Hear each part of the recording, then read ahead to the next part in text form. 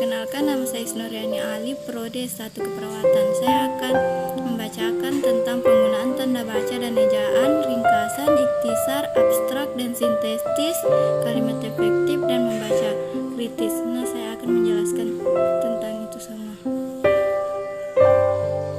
1. Penggunaan tanda baca dan ejaan. Tanda baca. Pengertian tanda baca. Tanda baca adalah simbol yang tidak berhubungan dengan suara, kata, dan frasa pada satu bahasa, melainkan berperan untuk menunjukkan struktur atau organisasi pada suatu tulisan dan juga intonasi serta jeda yang dapat diamati sewaktu pembaca. Fungsi tanda baca. Fungsi tanda baca. 1. Suatu tanda baca tentu memiliki kegunaan atau fungsi yang dijelaskan berikut ini. 2. Untuk mengatur jeda ketika seorang membaca suatu kalimat. 3. Untuk mengatur intonasi dalam pembacaan suatu kalimat. 4. Untuk memberi penekasan kalimat seperti kalimat tanya, kalimat perintah, dan lainnya. Untuk menggambarkan struktur kata atau kalimat yang ada dalam sebuah tulisan. Untuk menunjukkan tata kata yang ada di dalam suatu tulisan.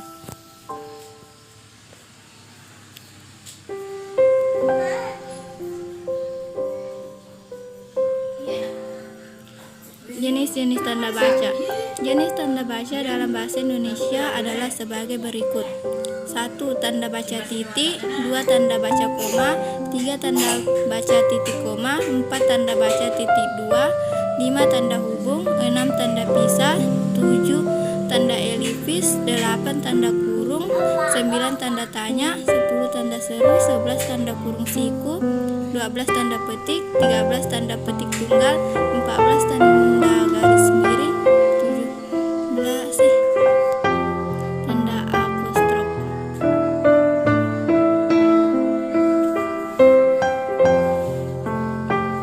Ejaan.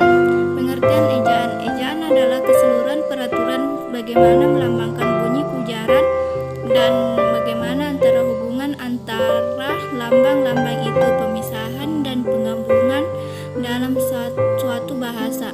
Seperti teknis yang ini dimaksud dengan ejaan adalah penulisan huruf, penulisan kata, dan pemakaian tanda baca. Fungsi ejaan. Ejaan memiliki fungsi yang cukup penting, oleh karena itu pembakuan ejaan perlu diberi prioritas terlebih dahulu dalam hubungan itu. Ejaan antara lain berfungsi sebagai berikut. 1. Landasan pembakuan tata bahasa. 2. Landasan pembakuan kosakata dan peristilahan. 3. Alat penyaring masuknya unsur-unsur bahasa lain ke dalam bahasa Indonesia. Mengapa ejaan sangat penting dalam berbahasa Indonesia, baik secara lisan maupun tulisan?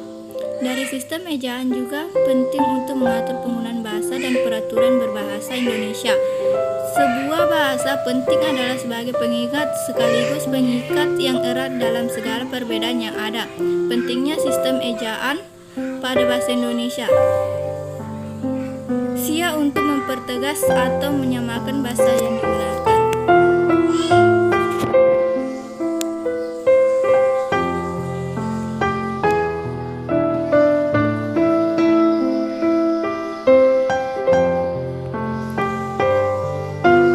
Apa saja yang diatur dalam ejaan yang disempurnakan? Jelaskan secara umum hal-hal yang diatur dalam EYD adalah: 1. Penulisan huruf termasuk huruf kapital dan huruf miring.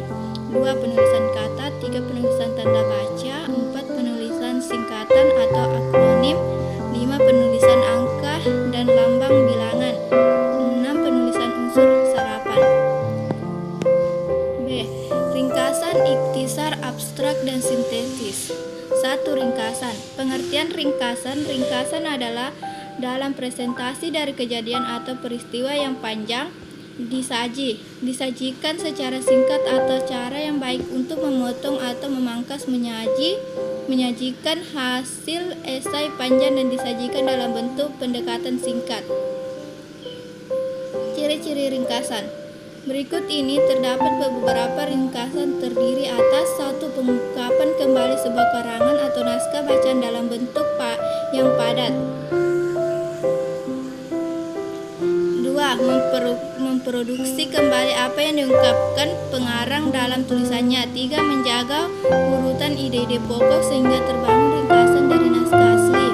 4. Susunan ringkasan, sudut pandang dan isi mengikuti mengikuti naskah asli. 5. Menuliskan kalimat-kalimat pendek yang mewakili tulisan pengarang.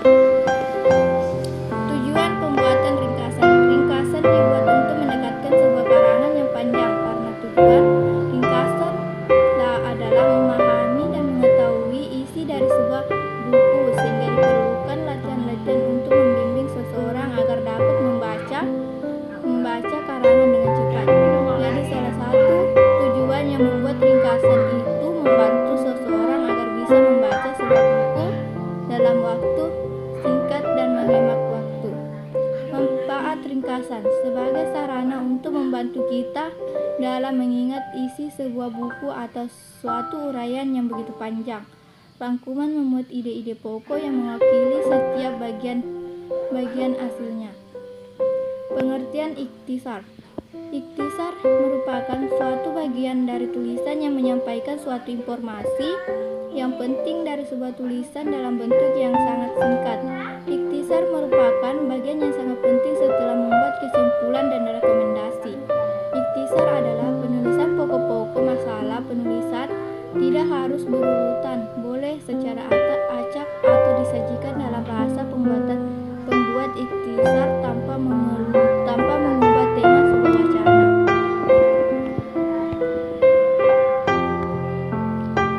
Ciri-ciri dan fungsi ikhtisar. Ciri-ciri ikhtisar. 1. Tidak mempertahankan urutan gagasan. 2. Bebas mengkombinasikan kata-kata asal, tidak menyimpang dari inti. 3. Tujuan untuk mengambil inti. Fungsi ikhtisar. 1. Untuk mengembangkan ekspresi serta penghemat kata. 2. Memahami dan mengetahui isi sebuah buku atau karangan. 3. Membimbing dan menuntut seseorang agar dapat. Tujuan. Ikhtisar dibuat untuk ditempatkan pada awal artikel sebagai penjelasan, namun ikhtisar juga dapat berdiri sendiri. 2. Ikhtisar merupakan bagian yang sangat penting sesudah kesimpulan dan rekomendasi. 3. Abstrak. Pengertian abstrak. Abstrak merupakan suatu ringkasan isi dari suatu karya tulis ilmiah yang berupa penyajian singkat mengenai isi tulisan, sehingga tulisan ia menjadi bagian tersendiri. Biasanya terdapat pada bagian awal tulisan dan menjelaskan secara singkat tentang isi dari karya tulis tersebut. Ciri-ciri abstrak. Berikut adalah ciri-ciri abstrak, antara lain yaitu: 1. Biasanya dalam karya ilmiah, abstrak menggunakan satu atau beberapa paragraf yang baik, merupakan satu kesatuan koheren, konsisten, dan dapat berdiri sendiri. 2. Adanya transisi secara logika di antara informasi yang diberikan. 3. Tidak menambah informasi baru, hanya meringkas laporan atau tulisan. 4. Dapat dimengerti oleh banyak pembaca. 5. Terdapat beberapa paragraf yang merupakan satu kesatuan yang dapat berdiri sendiri. 6. Mengikuti kronologis dari tulisan pembahasan. 7. Adanya transisi secara logika antara informasi yang disampaikan. Fungsi abstrak.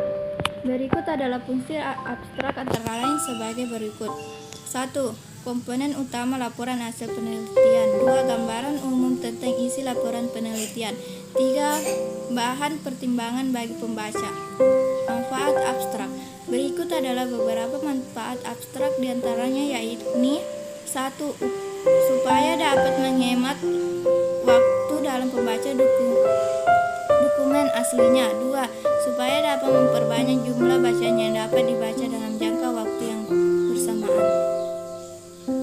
3. Supaya dapat mempermudah dalam seleksi bacaan, sebab dalam membaca judul-judul saja pembaca belum diketahui jelas seluruh isi dalam karangan.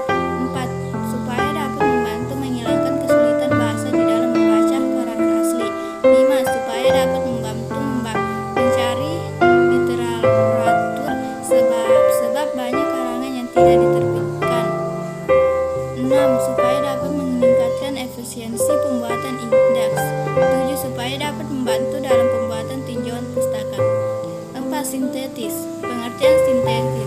Sintetis merupakan salah satu komponen penting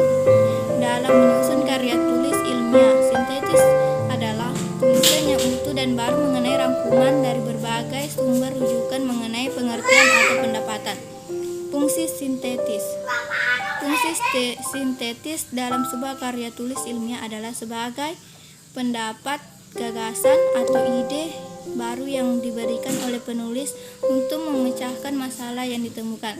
Syarat pembuatan sintetis. Dalam penyusunan sintetis terdapat 5 syarat membuat sintetis, yaitu 1. Penulis harus objek dalam mengutip pendapat ahli. 2. Penulis harus kritis terhadap sumber rujukan. 3. Penulis dapat membentuk dan mempertajam sudut pandangnya. 4. Penulis harus mencari kaitan antara sumber rujukan. 5. Penulis mencari bagian dari sumber rujukan yang sesuai dengan kebutuhan karya ilmiah. Cara membuat sintetis. Selain mengembangkan dalam menyusun sintetis, adapun cara yang dapat digunakan untuk membuat sintetis berikut ini adalah cara yang dapat digunakan oleh penulis.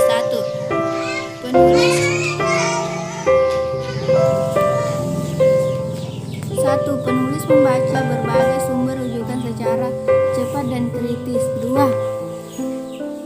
Penulis melakukan kegiatan wajib seperti membaca kritis, menyusun ringkasan, dan menyusun ikhtisar.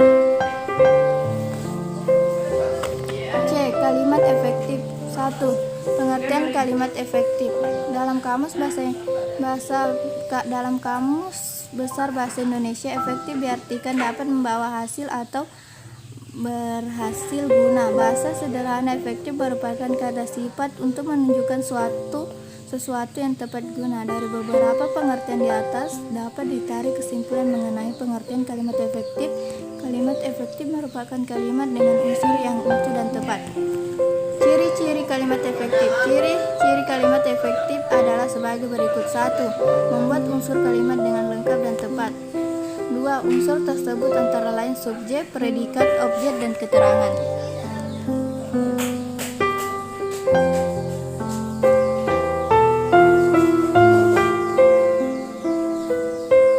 3. Menaati ejaan dan kaidah kebahasan yang baku. 4. Memiliki dikti secara tepat. 5. Memadamkan struktur bahasa dengan jalan pikiran yang logis dan sistematik. 6. Ide pokok tersampaikan dengan jelas. 7. Menggunakan kata dengan tepat dan tidak bertele-tele. 7. Memanfaatkan variasi struktur kalimat. 3. Syarat kalimat efektif. Terdapat 2 syarat dalam menyusun kalimat efektif. Berikut penjelasan singkat. 1. Kebenaran. Kalimat efektif harus disasarkan pada penulisan yang baik dan benar, sesuai dengan ejaan yang dianjurkan. Kaidah kebahasaan ketat mengikuti tata bahasa baku. 2. Kepaduan. Kepaduan berkaitan dengan logika kalimat. Pilihan kata dalam menyusun kalimat harus padu sehingga membuat kalimat menjadi utuh dan tidak sumbang. 4. Unsur kalimat efektif. Unsur kalimat efektif terdiri atas subjek, predikat, objek, dan keterangan. Syarat untuk membuat kalimat yang dapat dipenuhi minimal dengan unsur predikat, namun dalam kalimat efektif perlu kehadiran objek atau keterangan agar dapat terkesan utuh. 5. Struktur kalimat efektif. Struktur kalimat efektif mengikuti jenis kalimat. Struktur penempatan subjek, predikat, objek, dan keterangan menyesuaikan jenis kalimat atau dibuat selama syarat untuk menyusun kalimat efektif sudah ditaati, maka strukturnya hanya tinggal menyesuaikan jenis kalimat. 6. Contoh kalimat efektif. Ibu subjek, belanja predikat, buah, sayur, telur, daging sapi, dan beras objek. Di pasar keterangan tempat. Contoh kalimat tidak efektif. Taman itu merupakan adalah tempat kesukaannya. D. Membaca kritis. Membaca kritis merupakan membaca kritis. 1. Pengertian membaca kritis. Membaca kritis merupakan tahapan lebih jauh daripada membaca intensif yang dianggap sebagai kegiatan membaca yang bertataran lebih tinggi. 2. Kedua, tujuan membaca kritis. Tujuan membaca kritis adalah untuk membuat penilaian tentang bagaimana suatu tes bekerja ketika orang membaca secara kritis. Mereka tidak hanya menyerap atau memahami, tetapi juga menafsirkan, menganalisis, dan mengevaluasi suatu tes. Manfaat membaca kritis. 3. Manfaat membaca kritis. Manfaat dari membaca kritis adalah: pertama, haruslah dipahami benar-benar bahwa membaca kritis meliputi penggalian lebih mendalam di bawah permukaan, upaya untuk menemukan buku hanya keseluruhan kebenaran mengenai apa yang dikatakan, tetapi juga menemukan alasan-alasan mengapa sang penulis mengatakan apa yang dilakukan seseorang pembaca, menemukan bukan hanya apa yang dikatakan, tetapi juga mengapa hal itu dikatakan. Dia sudah mengarah yang paham. Kedua, membaca kritis merupakan modal utama bagi para mahasiswa untuk mencapai kesuksesan dalam studinya. 4. Teknik membaca kritis. Teknik-teknik yang digunakan untuk meningkatkan kemampuan membaca kritis yaitu kemampuan mengingat dan mengenali bahan bacaan, kemampuan menginterpretasikan makna tersirat, kemampuan mengaplikasikan konsep-konsep dalam bacaan, kemampuan menganalisis isi bacaan, kemampuan menilai isi bacaan, dan kemampuan mencipta bacaan. 5. Ciri-ciri pembaca kritis. Pembaca yang berpikir tajam mempunyai ciri-ciri berikut: mempunyai tujuan yang jelas, tertarik. Ciri-ciri berikut: mempunyai tujuan jelas, tertarik kepada apa yang mereka baca, membaca untuk menjawab pertanyaan sendiri. Syarat membaca kritis. 1. Membaca kritis harus mempunyai syarat berupa membaca kritis harus